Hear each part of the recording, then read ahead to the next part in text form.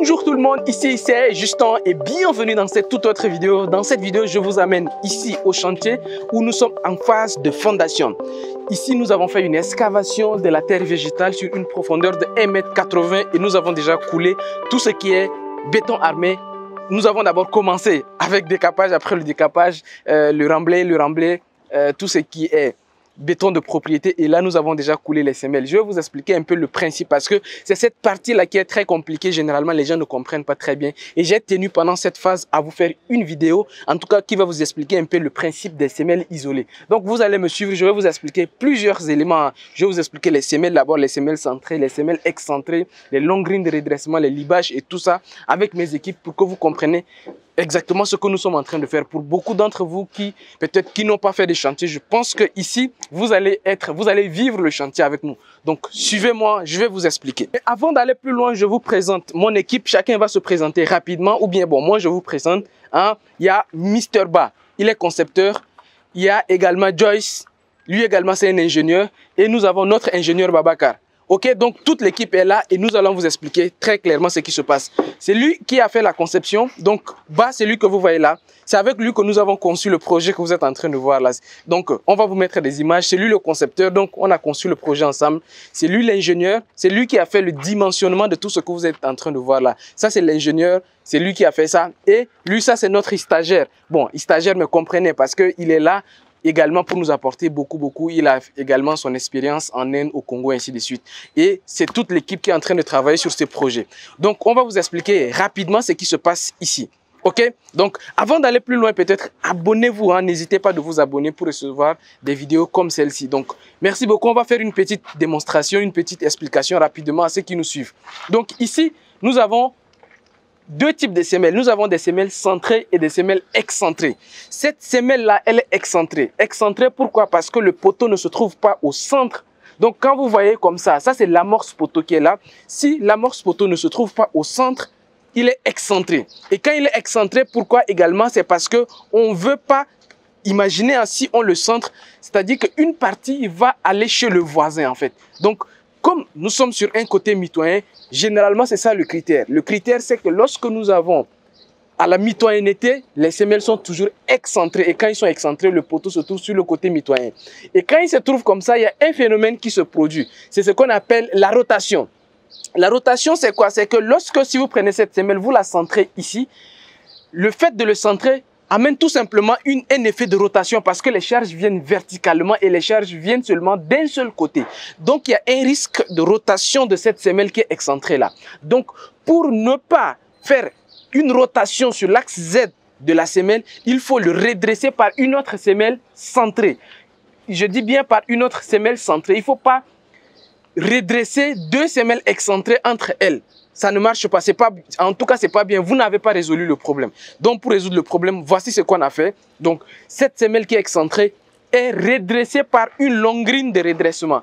Donc là, entre cette semelle centrée et cette semelle qui n'est pas centrée, en tout cas, entre cette semelle qui est centrée et celle ici là qui n'est pas centrée, on les a juste redressées. Donc, on a redressé la semelle qui est excentrée. Alors, pour vous expliquer un peu le phénomène que je suis en train de vous dire tout de suite, venez ici, vous allez voir. À ce niveau, là où vous êtes en train de voir, là, on a deux semelles excentrées. Mais pourquoi on ne les a pas liées entre elles? Parce qu'on ne résout pas le problème. Il faut toujours redresser par rapport à une semelle excentrée, à une semelle centrée. Donc, il ne faut jamais essayer ou bien tenter de redresser cette semelle par rapport à une autre semelle qui, elle aussi, est excentrée. Vous ne résolvez pas le problème. Voilà pourquoi vous voyez que toutes les semelles qui sont excentrées sont redressées par des semelles centrées pour éviter le problème. Alors, ça c'est très important à comprendre à ce niveau. Un autre phénomène que je vais vous expliquer rapidement. Alors, ici nous sommes avec des semelles patin plus glacis. Alors, patin plus glacis c'est quoi? C'est-à-dire que c'est la hauteur. Quand on vous parle de la hauteur générale de la semelle, c'est alors là où je suis, vous voyez que ça, c'est juste le patin. Plus le glacis, en fait, c'est cet effet-là qui fait un peu pyramidal. Donc, la hauteur totale, c'est la hauteur de patin plus glacis. Donc, c'est ce qu'on est en train de faire ici. OK? Rapidement, je vais vous expliquer encore un autre phénomène qu'on a ici et qui est important d'expliquer, c'est le phénomène du libage. C'est quoi? C'est un ferrage de deux semelles qui se touchent. Donc, je vais vous expliquer, vous allez voir un cas ici très concret. Quand vous prenez cette semelle, alors je vais vous montrer plutôt la semelle qui est là-bas. C'est deux semelles en fait qui se touchent.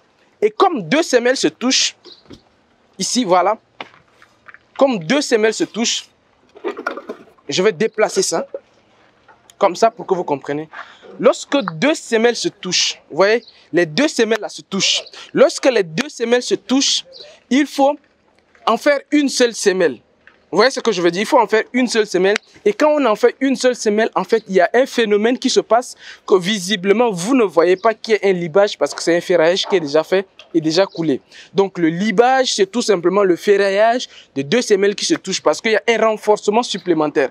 C'est un peu comme quand on est au rez-de-chaussée et qu'on doit sortir en porte-à-faux. En fait, quand on sort en porte-à-faux, il y a un ferrage en partie supérieure, il y a un renforcement en partie supérieure qu'on le fait. C'est la même chose ici. Quand deux semelles se touchent, le libage, c'est un renforcement de semelles au niveau du ferrage, tout simplement. Voilà. Donc, c'était une courte vidéo juste pour vous expliquer que pour tous ceux qui veulent se former, avec nous, nous avons des équipes comme ça. On forme des gens pratiquants, comme vous êtes en train de voir là. Après, il y a Baba qui va expliquer à tous ceux qui sont là, toutes les personnes qui veulent se former. Baba les explique comment faire le dimensionnement sur des logiciels comme Robot, DDC, Robot Millennium, Structural, tout ça. Et après, ils viennent sur des chantiers. Ce qu'ils ont fait dans la théorie, ils voient également dans la pratique. Et c'est comme ça que nous, on pense qu'on peut maintenant former les jeunes Africains. Les former non seulement à les mettre en salle de classe, tu les amènes, tu dis c'est quoi l'enrobage, il ne sait pas c'est quoi l'enrobage. Non.